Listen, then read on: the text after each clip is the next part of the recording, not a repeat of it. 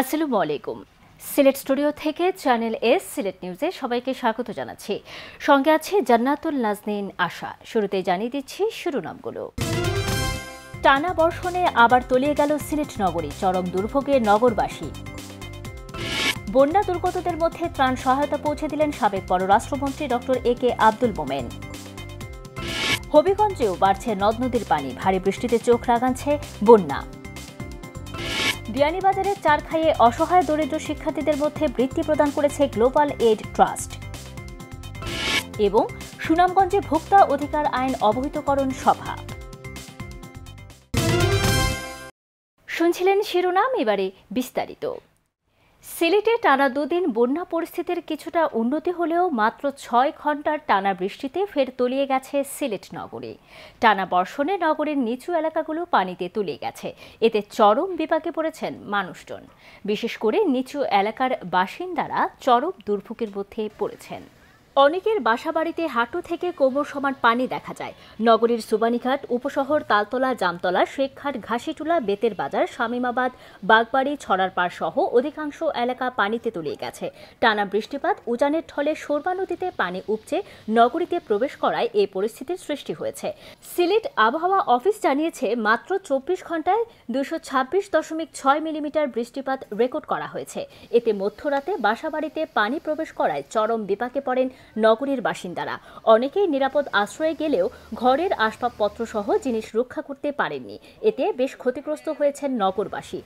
নগরীর পানি উন্নয়ন board, Usmani medical college, fire station সহ গুরুত্বপূর্ণ প্রতিষ্ঠানগুলোতে হু হু করে ঢুকছে বানের পানি, যার কারণে চরমভাবে ব্যাহত হচ্ছে স্বাভাবিক কার্যক্রম।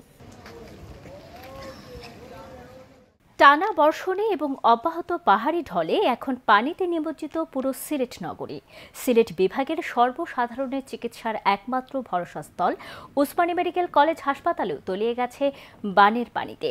এছাড়াও শহরের বিভিন্ন গুরুত্বপূর্ণ স্থাপনাও তলিয়ে গেছে পানির নিচে। তবে সিলেট সিটি কর্পোরেশনের পক্ষ থেকে বন্যা দুর্গতদের জন্য ত্রাণ সহযোগিতা অব্যাহত রয়েছে। বিস্তারিত জানাচ্ছেন সন্দীপন শুভ, ক্যামেরায় ছিলেন শামীম হোসেন। সোমবার রাতের মাত্র 6 ঘন্টার বৃষ্টিতে পুরোপুরি জলমগ্ন এখন সিলেট মহানগরী। বর্ষা মৌসুম পুরোপুরি আসার আগেই টানা বর্ষণ আর পাহাড়ি ঢলের কারণে সিলেট শহরকে এখন জলমগ্ন একটি দ্বীপ মনে করলেও ভুল হবে না। মাত্র 2 দিন আগেই শহর থেকে বানের পানি কমতে থাকলেও গেল 24 ঘন্টায় 220 মিলিমিটার বৃষ্টিতে আবারও তলিয়ে যেতে শুরু করেছে নগরীর প্রায় অধিকাংশ এলাকা। এই অবস্থায় বাধ্য হয়ে অসহায় পানিবন্দী মানুষ আশ্রয় নিয়েছেন সিসিকের শেল্টার হাউসগুলোতে। রাইট বন্ধ করে গেছি দোকান, আপনার দেখি একবারে বালা দোকান, আর সকালে আইসি ভাই কোমর পর্যন্ত পানি। খাওয়া দাওয়া আমরা তো 3 দিন আনা খাইয়া, চুলা উলা পানির মুড়ো, মাটির চুলা আমার। আর না আইসি না তো কেউ দিলে খাই আর দিলে উপাস থাকি। আর বাসায় কমর পানি, এরপরে আজ 4 দিন বাসাত কমর পানি তাকিয়া পরে আজ 3 দিন সেই জায়গায় আসতেছিল। ওই যে সুরমা নদীটা যদি একটু কুদানির চেষ্টা করতো না তাহলে আমরা আর এই বন্যার পানিটা আর মারে না আর কি সময়। সোমবার শহরের নিচু এলাকাগুলোর সাথে নতুন করে তলিয়ে যেতে থাকে Sylhet MAG Osmani medical college হাসপাতাল, ফায়ার স্টেশন, বাংলাদেশ ব্যাংক এলাকা সহ খোদ পানি উন্নয়ন বোর্ডের কার্যালয়। ওসমানী মেডিকেল কলেজে জলাবদ্ধতা সৃষ্টি হওয়ার কারণে বিপাকে পড়েছেন রোগী ও চিকিৎসা সেবা সংশ্লিষ্টরা। এদিকে পানি উন্নয়ন বোর্ডের তথ্যমতে জানা যায়, সুরমা নদীর পানি বিপদসীমার 6 সেন্টিমিটার উপর দিয়ে প্রবাহিত হচ্ছে, যার কারণে নদীর পানি উপচে পুরো শহরে জলাবদ্ধতার সৃষ্টি হয়েছে। তবে বন্যা পরিস্থিতি মোকাবেলায় সিলেট সিটি কর্পোরেশনের পক্ষ থেকে সব ধরনের সহযোগিতা করা হচ্ছে বলে জানিয়েছেন সিসিকের ভারপ্রাপ্ত মেয়র মুখলিসুর রহমান কামরান। প্রত্যেকটি ওয়ার্ডেই আমরা শুকনা খাবারের ব্যবস্থা করে দিয়েছি। বিভিন্ন এলাকায় বিভিন্ন ওয়ার্ডে প্রায় 11টি আশ্রয় কেন্দ্র হয়েছে। এইখানে প্রায় 400 পরিবারের মতো পরিবার আছে এই আশ্রয় কেন্দ্রগুলো। সিলেট সিটি কর্পোরেশনের মাননীয় মেয়র মহোদয় সকাল থেকেই মনে হয় 50 বার আমার সাথেই কথা বলেছেন। উনি প্রত্যেক বিষয়টাই মনিটরিং করছেন। 2022 সালের পর আবারও ভয়াল বন্যার দ্বার প্রান্তে সিলেট। এমন অবস্থায় সরকারের পাশাপাশি বিত্তবানদেরও এগিয়ে আসা এখন সবচেয়ে জরুরি। Sandipan Shubho, channel S news, Sylhet. পররাষ্ট্র মন্ত্রণালয় সম্পর্কিত সংসদীয় স্থায়ী কমিটির সভাপতি ও সিলেট 1 আসনের সাংসদ ডক্টর একে আব্দুল মোমেন এমপি বলেছেন, মাননীয় প্রধানমন্ত্রী শেখ হাসিনা সিলেটবাসীর প্রতি সবসময় আন্তরিক। তিনি অতি দ্রুত যাতে শহর রক্ষা বাঁধ ও সুরমা নদী খনন করা হয় সে ব্যাপারে সংশ্লিষ্ট কর্তৃপক্ষের প্রতি আহ্বান জানান। সিলেট সদর উপজেলার বন্যা কবলিত এলাকা পরিদর্শন ও ত্রাণ বিতরণকালে তিনি এসব কথা বলেছেন। এ সময় উপস্থিত ছিলেন ভারপ্রাপ্ত মেয়র মুখলিসুর রহমান, কাউন্সিলর ফজলে রাব্বি Masum, councillor Humayun Kabir সুহিন, doctor A K. Abdul Momen এমপির ব্যক্তিগত কর্মকর্তা শফিউল আলম সহ আওয়ামী লীগ নেতৃবৃন্দ। এ সময় 500 প্যাকেট শুকনো খাবার বিতরণ করা হয়েছে। এই প্যাকেটগুলোতে মুড়ি, গুড়, চিনি, স্যালাইন, পানি বিশুদ্ধকরণ ট্যাবলেট সহ প্রয়োজনীয় নিত্য সামগ্রী বিতরণ করা হয়। প্রজেক্ট এখানে একটি হচ্ছে নদী খনন, কারণ এই বরাট হয়ে যাওয়ায় আমার পানি সহজে যায় না। আর দ্বিতীয়ত আমার শহর রক্ষাবাদ, আজকে আমি সকালে শহর রক্ষাবাদ তারা এখন ওইটা প্রজেক্ট করেন নাই, তো আমি আজকেও তাগদা দিলাম যে আপনারা শহর রক্ষা প্রজেক্ট করেন না কেন, বড় বড় শহর তো এগুলো হচ্ছে। আর আমার এখানে যখন সম্ভাবনা আছে তখন বন্যাটন্য হলে তখন হাহাকার, তো মাননীয় প্রধানমন্ত্রী ঘোষণা দিয়েছে যারাই ক্ষতিগ্রস্ত হবে সরকার তাদের সাহায্য করবে। এদিকে কয়েকদিনের অবিরাম বৃষ্টিতে হবিগঞ্জের প্রতিটি নদ নদীর পানি বেড়েছে। ভারতের ত্রিপুরা রাজ্যের পর্বতমালা হতে নেমে আসা পানিতে হবিগঞ্জের খোয়াই নদীর পানি বৃদ্ধি পেয়ে হবিগঞ্জ শহরতলিতে নদীর প্রতিরক্ষা বাঁধে দুটি ভাঙন দেখা দিয়েছে। ভাঙন দিয়ে প্রবল বেগে পানি প্রবাহিত হয়ে বিস্তীর্ণ এলাকা প্লাবিত হয়েছে। তলিয়ে গেছে ওই এলাকার প্রায় 50টি মৎস্য খামার। খামারের মাছ ভেসে যায় বানের দূরে, ফলে খামারিদের ক্ষতি হয়েছে প্রায় 2 কোটি টাকা। খোয়াই নদীতে পানি বিপদসীমার উপর দিয়ে প্রবাহিত হচ্ছে বলে পানি উন্নয়ন বোর্ডের নির্বাহী প্রকৌশলী মোহাম্মদ শামীম আহমেদ জানিয়েছেন। তিনি জানান, খোয়াই নদীর বিপদসীমার 40 সেন্টিমিটার উপর দিয়ে প্রবাহিত হচ্ছিল, বর্তমানে স্বাভাবিক রয়েছে। এদিকে ভাঙনের ফলে হবিগঞ্জ শহরের পশ্চিম দিকের লোকরা ইউনিয়নের নয়াহাটির নিকট খোয়াই নদীতে ভাঙন দেখা যায়। এ ভাঙন দিয়ে প্রবল বেগে পানি প্রবাহিত হতে থাকে। মুহূর্তের মধ্যে ভাঙনটি 100 ফুটের বেশি জায়গা জুড়ে বৃদ্ধি পায়। এতে হবিগঞ্জ সদর উপজেলার রিচি, লুকরা এবং লাখাই উপজেলার বুল্লা ইউনিয়নের বিস্তীর্ণ এলাকা প্লাবিত হয়েছে। স্থানীয় লোকজন জানায়, ওই এলাকার 50টিরও বেশি মৎস্য খামার পানিতে তলিয়ে যাওয়ায় মাছ ভেসে গেছে। এতে ক্ষতির পরিমাণ প্রায় 2 কোটি টাকা হবে বলে ধারণা করা হচ্ছে। নিয়ে নিচ্ছি ছোট্ট একটি বিরতি, ফিরে এসে যা থাকছে। বিয়ানীবাজারের চারখাইয়ে অসহায় দরিদ্র শিক্ষার্থীদের মধ্যে বৃত্তি প্রদান করেছে গ্লোবাল এইড ট্রাস্ট এবং সুনামগঞ্জে ভোক্তা অধিকার আইন অবহিতকরণ সভা।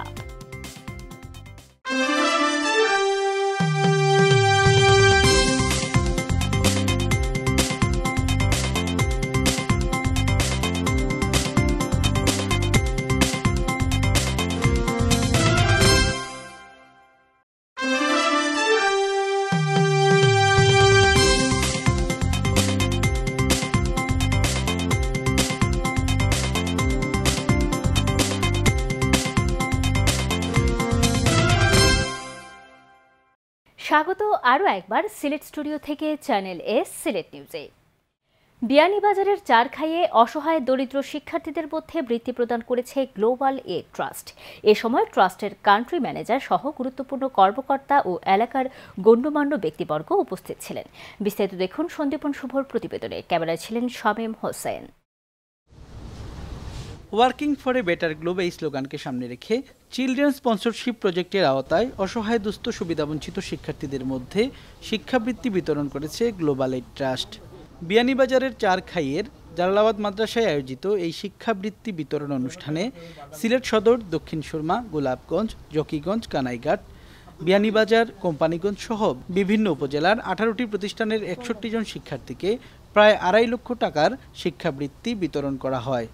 নিজেদের আর্থিক দৈন্য গোছাতে গ্লোবাল এইড ট্রাস্টের এমন সহযোগিতায় অত্যন্ত আনন্দিত উপকারভোগী শিক্ষার্থী ও তাদের পরিবার।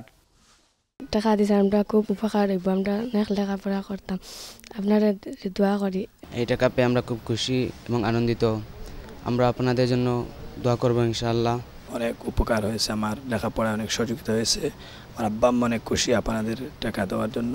যে এই দুর্যোগের সময় আপনারা আমাদের বাচ্চাদেরকে যে সহযোগিতা করতেছেন, সেই জন্য আমরা আপনাদের জন্য, আপনাদের মা বাপের জন্য আমরা অন্তর দিয়া দোয়া করতেছি। আসন্ন কুরবানির ঈদকে সামনে রেখে অসহায় শিক্ষার্থী ও তাদের পরিবারের সহযোগিতায় এগিয়ে আসার জন্য প্রবাসী দাতাদের আন্তরিক কৃতজ্ঞতা জ্ঞাপন করেন ট্রাস্টের স্থানীয় নেতৃবৃন্দ। আগামীতেও সুবিধাবঞ্চিত শিক্ষার্থীদের সহযোগিতায় প্রবাসীদের এমন দান যেন অব্যাহত থাকে সেই কামনা করেন তারা। টাকাটা ঠিক কোরবানির আগ মুহূর্তে দিচ্ছি, যাতে কোরবানিতে তাদের কিছুটা হলেও একটু সহযোগিতা হয়। পাশাপাশি ডোনারদের প্রতি আমি বিশেষভাবে আবেদন করতেছি যে আপনারা যে মাসিক বৃত্তি দিচ্ছেন, এই পাশাপাশি যদি কোরবানি উপলক্ষে তাদেরকে একটু সহযোগিতার হাত বাড়িয়ে দেন, তাহলে সেটা তাদের জন্য আরও উপকৃত হবে। আপনারা কোরবানির ঈদের আগে আগে এই টাকাটা পাঠাইছেন, যারা এরা খুবই অত্যন্ত খুশিওর। আর ঈদের সময় তো কেনাকাটার বিভিন্ন চাপ থাকে, বিশেষ করে যারা কম আয়ের মানুষ তাদের লাগে এটা খুবই উপকার। আর অনুষ্ঠানে গ্লোবাল এইড ট্রাস্টের কান্ট্রি ম্যানেজার আনোয়ার হোসেন ও সিলেট প্রতিনিধি হাবিবুর রহমান সহ বিভিন্ন প্রতিষ্ঠানের শিক্ষক এবং অভিভাবকবৃন্দ উপস্থিত ছিলেন। সন্দীপন শুভ, চ্যানেলস নিউজ, বিয়ানীবাজার, সিলেট। অসাধু ব্যবসায়ীরা নিত্যপণ্যের হঠাৎ করে দাম বাড়িয়ে বাজার পরিস্থিতি অস্বাভাবিক করে তুলে বলে মন্তব্য করেছেন জাতীয় ভোক্তা অধিকার সংরক্ষণ অধিদপ্তরের মহাপরিচালক AHA শফিকুজ্জামান। সুনামগঞ্জ জেলা প্রশাসকের কার্যালয়ের সম্মেলন কক্ষে ভোক্তা অধিকার সংরক্ষণ আইন 2009 অবহিতকরণ ও বাস্তবায়ন বিষয়ক সভায় প্রধান অতিথির বক্তব্যে এই মন্তব্য করেন তিনি। জেলা প্রশাসন ও জাতীয় ভোক্তা অধিকার সংরক্ষণ অধিদপ্তর এই সভার আয়োজন করে। এতে সভাপতিত্ব করেন সুনামগঞ্জ জেলা প্রশাসক মোহাম্মদ রাশেদ ইকবাল চৌধুরী।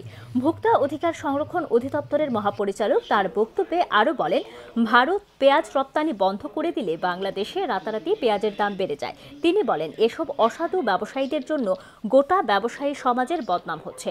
ভোক্তারা সচেতন হলে অসাধু ব্যবসায়ীদের অপতৎপরতা রোধ করা যাবে। সভায় অন্যান্যদের মধ্যে বক্তব্য রাখেন পুলিশ সুপার আবু সাইদ, অতিরিক্ত জেলা প্রশাসক রেজাউল করিম, বীর মুক্তিযোদ্ধা আবু সুফিয়ান সহ আরও অনেকে। পোর্টসমাউথ বাংলাদেশ বিজনেস অ্যাসোসিয়েশনের চেয়ারম্যান ও আইডিপি পার্টনারশিপের সিইও রাজা আলী বলেছেন, সিলেট অঞ্চলে স্কিলড ওয়ার্কার তৈরি ও সিলেটের সাথে পোর্টসমাউথের পারস্পরিক সম্পর্ক উন্নয়নে জোরালো ভূমিকা নেওয়া হবে এবং আগামীতে সিলেটের শিক্ষার্থীরা যাতে পোর্টসমাউথ সিটিতে সরাসরি ইন্টার্নশিপ করতে পারে সে বিষয়েও উদ্যোগ নেওয়া হবে। Sylhet chamber of commerce and industries আয়োজিত মতবিনিময় সভায় প্রধান অতিথির বক্তব্যে তিনি এসব কথা বলেন। বিস্তারিত দেখুন সন্দীপন শুভর প্রতিবেদনে। ক্যামেরায় ছিলেন শামীম হোসেন। সিলেটের শিক্ষা, বাণিজ্য, অর্থনীতি সহ বিভিন্ন বিষয়ে সহযোগিতা এবং সিলেটের সাথে পারস্পরিক সম্পর্ক উন্নয়নের উদ্দেশ্যে বিশেষ সফর সম্পন্ন করেছে যুক্তরাজ্যের পোর্টসমাউথ বাংলাদেশ বিজনেস অ্যাসোসিয়েশন ও আইবিডির প্রতিনিধি দল। সিলেট সফরকালে এক্সচেঞ্জ অফ ভিউ শীর্ষক আলোচনা সভায় অংশগ্রহণ করে প্রতিনিধি দলটি। Sylhet chamber of commerce and ইন্ডাস্ট্রিজের সভাপতি তাহমিনা আহমেদের সভাপতিত্বে সভায় প্রধান অতিথির বক্তব্য রাখেন Portsmouth Bangladesh business association PBA এর চেয়ারপারসন রাজা আলী। এ সময় তিনি বলেন, বাংলাদেশের সিলেট অঞ্চলের তরুণদের শিক্ষা ও কর্মসংস্থানের উন্নয়নকল্পে কাজ করতে চায় PBBA। We want to make the students and our youngsters ready for the challenge of taking skilled jobs, not unskilled jobs. সভায় স্কিলড ওয়ার্কার তৈরির জন্য ট্রেনিং সেন্টার নির্মাণ সহ পারস্পরিক সম্পর্ক উন্নয়নে সব ধরনের সহযোগিতার কথা জানান প্রতিনিধি দলের সদস্যরা। Set up a training institute in Sylhet that would allow us to have a direct input in providing skills education and also other types of education to the people here, because I believe that while we are in the UK and providing our main programs there, I think we could make the most impact by being here in the middle of in between the people of Sylhet. আমরা উদ্দেশ্য হইলে আবার হইল গিয়া যে আমরা যেন একটা UK পোস্টমেট ওর বাংলাদেশের একটা যেন লিঙ্ক এটা আমরা স্থাপিত করতাম। সিলেটে PBBA ও আইবিডির প্রতিনিধি দলের বিশেষ এই সফরকে কেন্দ্র করে দুই দেশের শিক্ষা, সংস্কৃতি ও ব্যবসা বাণিজ্য বিষয়ে সম্পর্ক উন্নয়নের ইতিবাচক সম্ভাবনার কথা জানান সিলেট চেম্বার অফ কমার্সের সভাপতি তাহমিনা আহমেদ। আমি মনে করি ওনারা আমাদের সিলেট চেম্বারকে প্রথমবারের মতো, এটাই আমাদের সবচেয়ে বড় সাকসেস, যেটা হলো যে আমাদের ইন্টার্নশিপের ছেলেরা ওই দেশে গিয়ে ইংল্যান্ডে গিয়ে 6 মাসের ইন্টার্নশিপ করে আসতে পারবে, সেই সুযোগটুকু ওনারা আমাদেরকে দিয়েছেন। এর আগে সিলেট সিটি কর্পোরেশনের সাথে মতবিনিময় করেছে পোর্টসমাউথের প্রতিনিধি দলটি। সিটি কর্পোরেশনের সভাকক্ষে ভারপ্রাপ্ত মেয়র মোহাম্মদ মখলিসুর রহমান কামরানের সভাপতিত্বে মতবিনিময় সভায় পোর্টসমাউথের সাথে সিলেটের শিক্ষা, বাণিজ্য, সামাজিক এবং সাংস্কৃতিক সম্পর্ক জোরদার করতে সহায়তা সহ বিভিন্ন উন্নয়নমূলক বিষয়ে আলোচনা করা হয়েছে বলে জানানো হয়। আমাদের সাথে ওনাদের আগেও আমাদের কথা হয়েছে, আগে ওনাদের সাথে আমাদের ইউমি হয়েছে। আমরা আজকেও ওনাদের সাথে যে কথা হয়েছে, আমাদের সিলেট সিটি কর্পোরেশন উন্নয়নের বিষয়ে কথা হয়েছে। ওনারা ওই যে আমাদেরকে উন্নয়নমূলক অনেক কাজের কথা বলেছেন, ওনাদের দেশ ভিজিট করার কথা বলেছেন, এগুলোই আমরা আলাপ করেছি আজকে।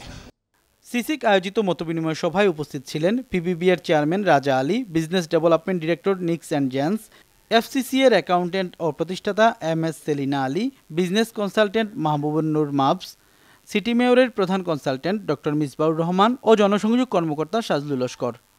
Sandipan Shubho, channel S news, Sylhet. সিলেটে বঙ্গমাতা শেখ ফজিলাতুন্নেসা মুজিব মেডিকেল বিশ্ববিদ্যালয় অফিসার্স অ্যাসোসিয়েশনের নবগঠিত কমিটি গঠনের পরপরই বঙ্গবন্ধু শেখ মুজিবুর রহমানের প্রতিকৃতিতে পুষ্পস্তবক অর্পণ করা হয়েছে। হাজার বছরের বাঙালি জাতীয়তাবাদ ও মহান মুক্তিযুদ্ধের চেতনায় বিশ্বাসী এবং প্রধানমন্ত্রী শেখ হাসিনার স্মার্ট বাংলাদেশ গড়ার প্রত্যয়ে বিশ্ববিদ্যালয়ে কর্মকর্তাদের নিয়ে গঠিত অফিসার্স অ্যাসোসিয়েশন এর নেতৃবৃন্দ এর উদ্যোগে জাতির পিতার প্রতি শ্রদ্ধাঞ্জলি অর্পণ করা হয়। নগরীর চৌহাট্টায় অবস্থিত মেডিকেল বিশ্ববিদ্যালয় প্রাঙ্গণে স্থাপিত বঙ্গবন্ধুর প্রতিকৃতিতে মেডিকেল বিশ্ববিদ্যালয়ের অফিসার্স অ্যাসোসিয়েশনের আহ্বায়ক শমশের রাসেল ও সদস্য সচিব হুমায়ুন কবির জুয়েলের নেতৃত্বে 29 সদস্য বিশিষ্ট আহ্বায়ক কমিটির সদস্যবৃন্দ উপস্থিত ছিলেন। প্রথমবারের মতো এই অফিসার্স অ্যাসোসিয়েশন গঠিত হওয়ায় কর্মকর্তাদের সকল দাবি দাওয়া আদায় হবে বলে প্রত্যাশা ব্যক্ত করেছেন অ্যাসোসিয়েশনের নেতৃবৃন্দরা। চ্যানেলে সিলেট নিউজ আজ এ পর্যন্ত। সিলেট বিভাগের প্রত্যন্ত অঞ্চলের খবর জানতে চোখ রাখুন চ্যানেল এস এর পর্দায়। এতক্ষণ আমাদের সঙ্গে থাকার জন্য ধন্যবাদ। আল্লাহ হাফেজ।